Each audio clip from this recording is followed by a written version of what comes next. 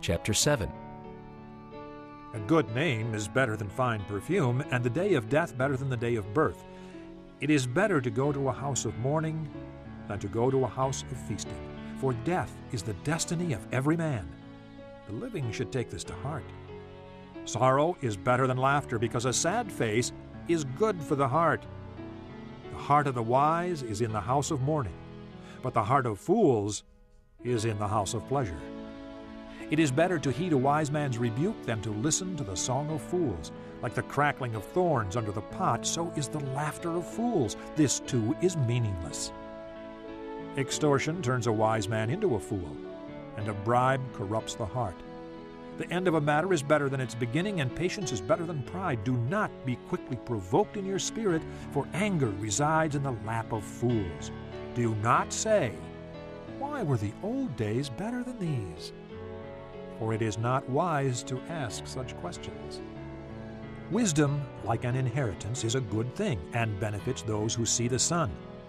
Wisdom is a shelter, as money is a shelter. But the advantage of knowledge is this, that wisdom preserves the life of its possessor. Consider what God has done. Who can straighten what He has made crooked? When times are good, be happy. But when times are bad, consider. God has made the one as well as the other. Therefore a man cannot discover anything about his future. In this meaningless life of mine, I have seen both of these, a righteous man perishing in his righteousness, and a wicked man living long in his wickedness. Do not be over-righteous, neither be over-wise. Why destroy yourself? Do not be over-wicked, and do not be a fool. Why die before your time? It is good to grasp the one and not let go of the other.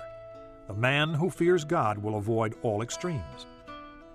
Wisdom makes one wise man more powerful than 10 rulers in a city. There is not a righteous man on earth who does what is right and never sins. Do not pay attention to every word people say, or you may hear your servant cursing you, for you know in your heart that many times you yourself have cursed others. All this I tested by wisdom, and I said, I am determined to be wise. But this was beyond me. Whatever wisdom may be, it is far off and most profound. Who can discover it? So I turned my mind to understand, to investigate and to search out wisdom and the scheme of things, and to understand the stupidity of wickedness and the madness of folly. I find more bitter than death the woman who is a snare, whose heart is a trap, and whose hands are chains. The man who pleases God will escape her, but the sinner she will ensnare. Look, says the teacher, this is what I have discovered. Adding one thing to another to discover the scheme of things, while I was still searching but not finding, I found one upright man among 1,000, but not one upright woman among them all. This only have I found: God made mankind upright, but men have gone in search of many schemes.